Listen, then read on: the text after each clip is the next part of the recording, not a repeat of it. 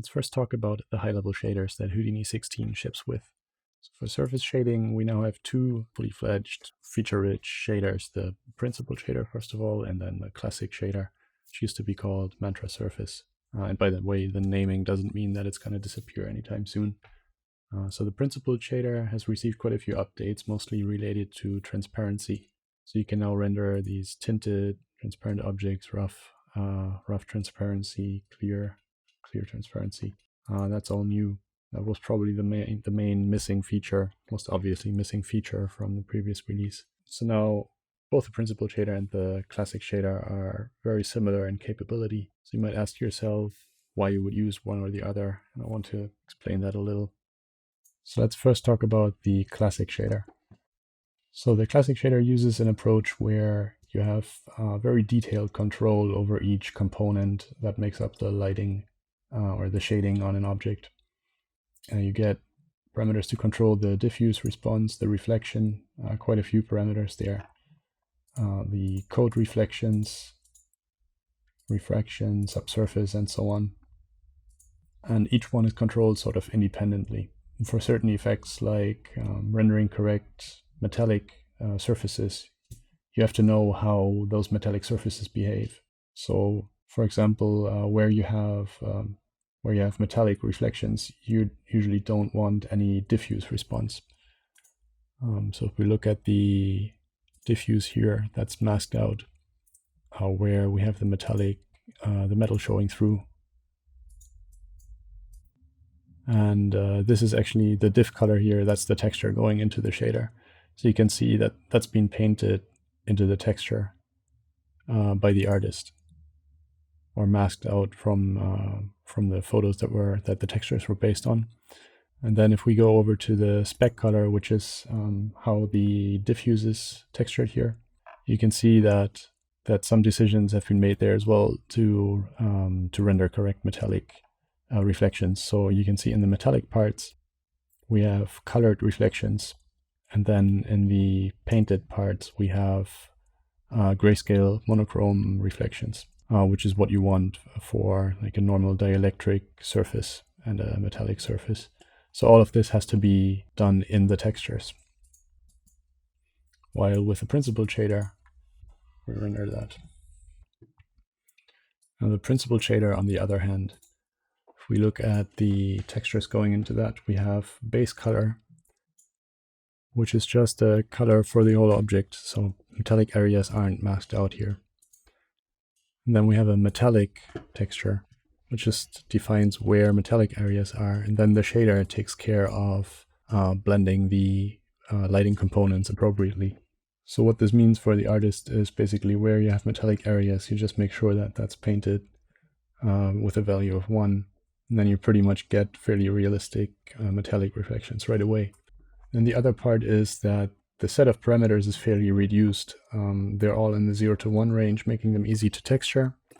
And some parameters are just tied together to control multiple things at once, like the metallic. But the main difference is that texturing workflow, where here you use the base color and metallic, and with the classic you use diffuse and spec color. So apart from these surface shading aspects, a lot of it is actually the same between the shaders. So the bump and normal parameters, pretty much the same. Displacement, all the same features on both. Settings like index of refraction, conserve energy. So some of these don't actually exist on the principal shader. It's pretty much always energy conserving, always Fresnel blending, and the IOR, we just have the single IOR that you set here. And then the outside IOR is not as important anymore, I guess, because we have nested dielectrics, but I'll go into that later. Also important to note the updates we did for Houdini 16, like the additions of absorption with these transmission parameters here, dispersion and nested dielectrics, the surface priority here. They're all on the classic shader as well, so you'll find those on the refraction tab for the most part. So we have transmission color that's been updated here, dispersion, and the surface priority up here. So to some extent, it's really down to your personal preference of the workflow behind these shaders. That should decide which one you use. So for the most part, it's really down to which workflow behind each shader you prefer, or which interface. Capability-wise, they're mostly the same, except that the classic shader gives you some more control, and it's easier to step outside of the physically plausible, physically realistic boundaries with it, because you get that separate control over individual lighting components. As I mentioned, many of the additions to the principled shader focus on rendering transparency. So let's look at some of those. Let's start with absorption. So on the principled shader, you'll find that exposed as transmission color and the at distance parameter here. And this has been sort of inverted from what we had before. The transmission color, you used to specify the color that was absorbed. So you sort of had to set the invert of what you would see in the viewport or in the render. And now it's a bit more intuitive. You basically just set the color that is transmitted. So when I set a blue here, that's what I get. So it is a lot more intuitive. And then the at distance specifies how far a ray has to travel through the object to accumulate to this color. So you'll see we can also get something darker beyond that distance. The object has a thickness of about 1 at the base. And if you think like here it's about 0.1, like my distance here, that's about where I get my color that I set. And then where I have thicker parts to the object, it accumulates basically to complete darkness. Now important to note here, when you have any component set, any color component set to set to 1, that component is always fully transmitted, so the at distance doesn't make a difference, so you lose some control there over that accumulation. So always make sure that that's not quite set to 1. You'll see even when I set this to like a very low value, it's pretty much going to stay the same here. Well, at the top, those other components disappear, but the blue is always transmitted. So if I set that to something like 0.9 or 0.99, you'll see you get the expected effect there. But that's just a side note. So let's look at what some other distance settings do. Let's just set it to 1. And then we'll see that transition happening across the entire object here. And if I set it to something higher, you'll see you can still get some parts in the object that are quite saturated, even though there's no part of the object that has this thickness. That's because you get some rays that are just bouncing around the object. So that's all accumulated here. So you can still get some very saturated parts. So that's it for the parameter interface here. Another update with this release is the way we actually compute this absorption. It's built into the path tracer now, where before it was implemented in the shader. That just means that the interaction between objects that are shaded differently, that are sitting behind or inside the transparent object, just works a lot better. Before, it would only really interact correctly when all the objects that you were rendering had the same shader and had the absorption set up. And now it just interacts like you would expect. So something like this object inside here, and setting a distance, you can see that being affected properly as well.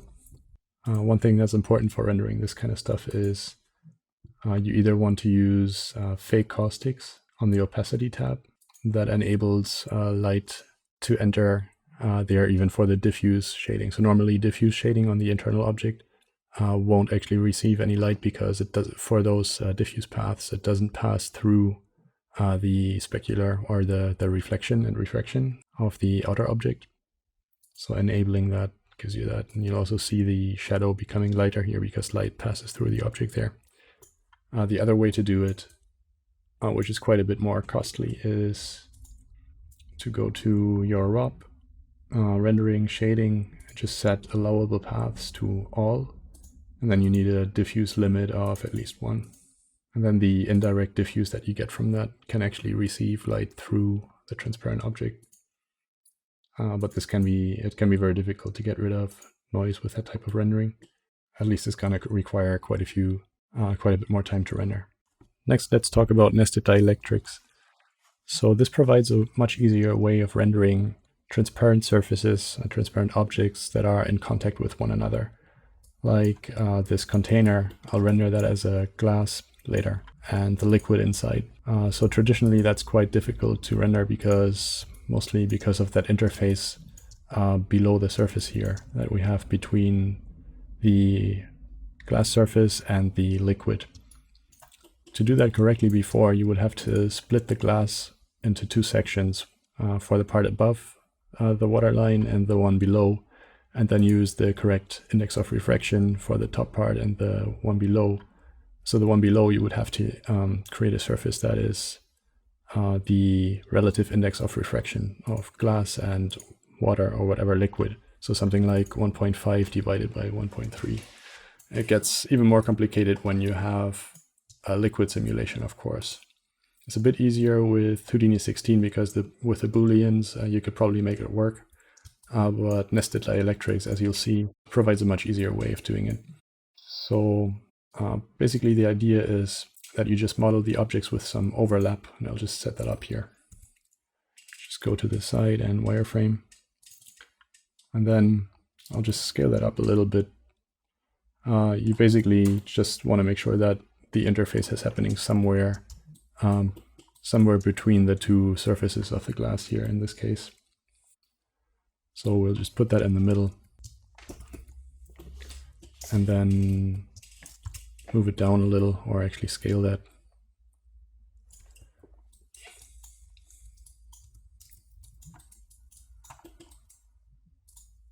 And then the only control for this is basically on the principal shader as well as the classic shader. The surface priority here. So what that does is at render time, when rays traverse through objects, they will record the priorities that they hit. So if I have my glass here with a priority of 1, I have to set it to something above 0 because 0 just means the system is disabled. And then, sorry, I need a different shader for the liquid. Let's assign that liquid. And I'll just set that to like water, like IOR here. I want to set a lower priority, so higher number, lower priority for that. And what will happen for rays that traverse through these surfaces now is, well, a camera ray hitting the outer glass surface here will record that priority of 1. And then after that, it finds, the refracted rays, they find that intermediate liquid surface, but they don't refract at that point. They just record the properties of that surface and the priority because it's a lower priority. And then when we exit that glass again, so we exit our highest current priority, we do the refraction with the previously recorded surface at that point. And basically just what it means is we get the correct refraction that you would expect between these media at that inside surface. So if we render, we should see that. Just to visualize it a bit better, I'll set a absorption here because otherwise it's all just clear glass and you can't really see. So absorption, of course, interacts with that as well. Does all the things you would expect. So the absorption is only happening in the part that is actually contained within the glass, not the half part that is inside the glass itself. So here you can see that that thick outer wall of the container rendering correctly. Just to verify, let's switch to a side view, and you can see, should be able to see the end of the wall here. Oh, I'm also rendering some bubbles inside. Let's just hide those for now. So you can see there's no liquid in the wall. You can see from that bevel here, from the reflection, that's the thickness of the wall. There's no liquid inside there. So very easy to set up. Just make sure that the liquid that is basically not supposed to exist within, or the medium that's not supposed to exist within the other one, give that a lower priority. And another neat thing you can do is with those bubbles. So these are just scattered points rendered as spheres. We'll give them their own shader as well. So copy this one and make it bubbles. And for this one, we'll actually just set the IR to 1 for air. So that's a value that's normally fairly useless because it doesn't give you really anything interesting. You'll just get refraction straight through the object and no reflection happening.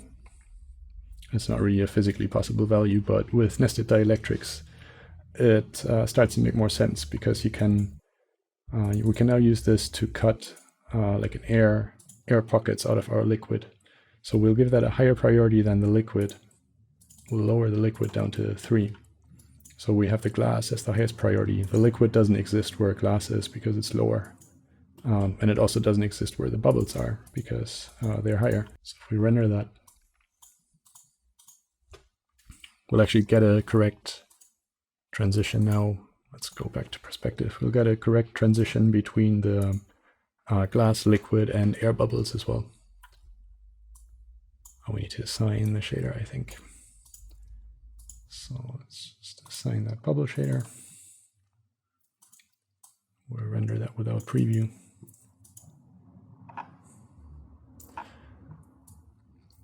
And there's our air bubbles. And what you should see when you render this, these types of bubbles, at least in these lighting conditions, is a reflection on top. So with that, we can verify that it works here. So before you would, to set up these bubbles, you would have inverted the IOR of water there. So you would have done 1 over 1.5, and that would have rendered okay as well. But with this, you get, it's just easier to set up, and you also get the advantage that absorption is only happening in the liquid. It's all interacting nicely. Now, just another tip. First of all, for this to render correctly with the PBR mode, you have to go to rendering, shading, and enable absorption and nested dielectrics. It's not necessary with ray tracing because all of the shading happens inside the shader. This just, with PBR, the path tracing actually happens outside of the surface shader, and this just makes sure that the path tracer has access to some of the exported variables that are necessary from the surface shader. And another setting that might be important is the ray tracing bias. So with this type of stuff, it's actually quite likely that you'll model something that is below that threshold. And to make sure that all the surfaces are hit correctly, you want to make sure that your ray tracing bias is smaller than any of those distances you have here. So that still applies. A similar issue to what I described before with the surfaces that are right on top of one another, except there's no real good solution to that. So yeah, just make sure those, I guess, if you can, make sure that the inner surface is right between them, at least if you're like right on that boundary and you find you need smaller ray tracing bias. And then if that doesn't solve it, just go a bit lower here. So the final feature related to transparency I want to talk about is dispersion. That's a single parameter on here. And you'll see that when I enable this, let's just set it to 0.1. The area lights that I have here, the light from those area lights will split into the component wavelengths. So you'll see these rainbow colors here. That's the light of each wavelength being refracted differently, which is what happens in real life with some materials. And it's not, the parameter that we have is not entirely physical, but it does give you physically plausible results. So the parameter is very simple. It basically just spreads the IOR, the overall IOR that you set here within this band. So a dispersion of 0.1 just means that you get an IOR between 1.75 here and 1.85. And we can just visualize that if I set that to a larger value. Let's enable sticky priority. You can see the spread of the colors. Let's look at an area where it's pretty wide, like here. And you'll see when I disable dispersion, just set that to 0, and then add half of the dispersion I had there. So 1.5. You'll see that the light here, the refraction there will shift by about the same amount. So it's shifting over to the side. So I set it to lower than the original value. It will shift to the other side. So what we get with dispersion is that spread happening across the visible spectrum of light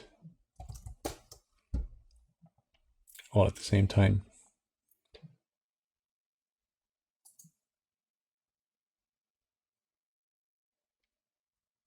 You can see this band appearing here.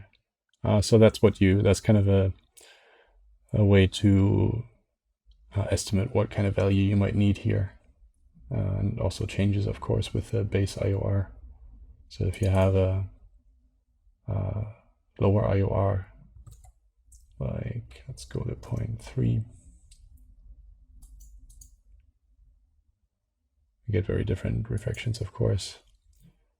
But then you'll sometimes find that the same value makes a much bigger difference. So here you can see quite a dramatic spread of light there with no white core being visible.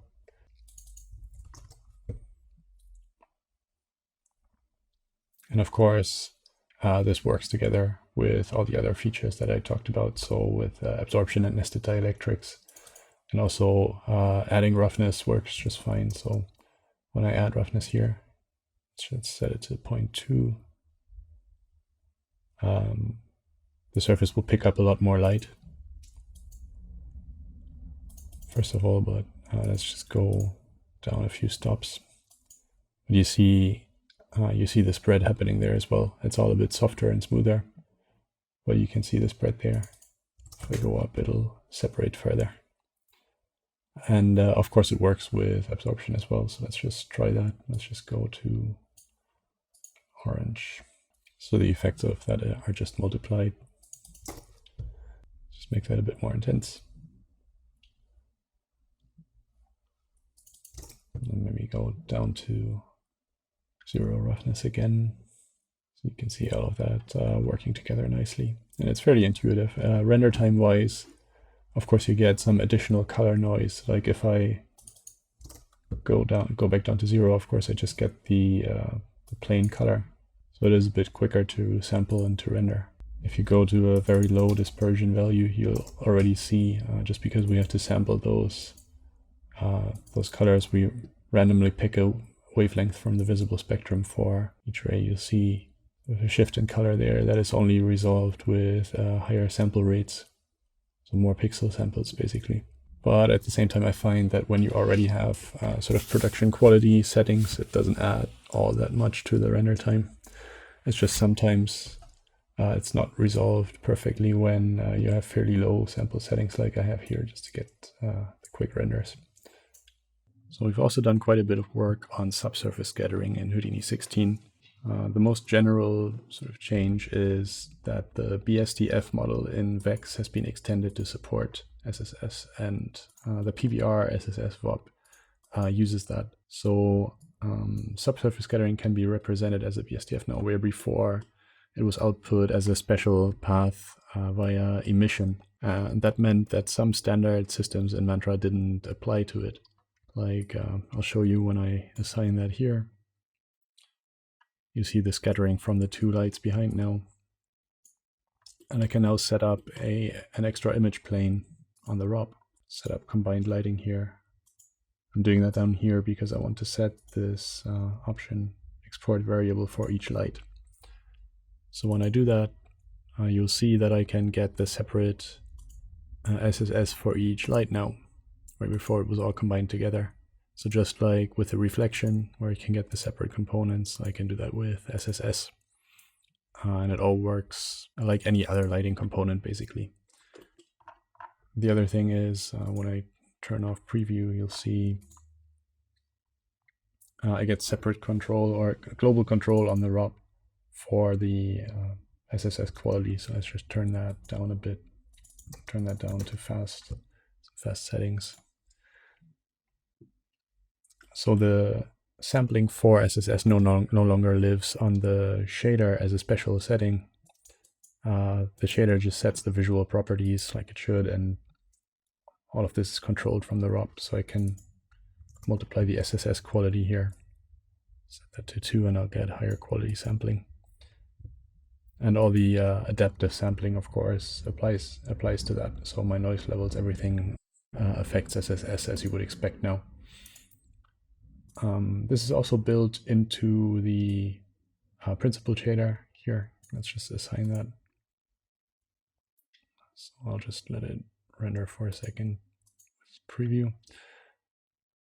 So this is without SSS, and then I can just turn it on here. And you get just the same. And then of course subsurface distance works quite similar to what I showed before with absorption. So you might get more scattering up here, less down here. One thing we lose compared to the old subsurface scattering method is you can't separate single and multiple scattering. It's all happening in there. You can't really split it apart. But if you do need that, you can still use the classic shader and use the old method. So classic shader it does have the new method as well as a drop down here. I can pick the old physical SSS and you get a bit more control over single scattering and multiple scattering. So that's all still there. Principal shader only has the new model though. So that concludes this masterclass. I want to thank you for your time and I hope this has been useful.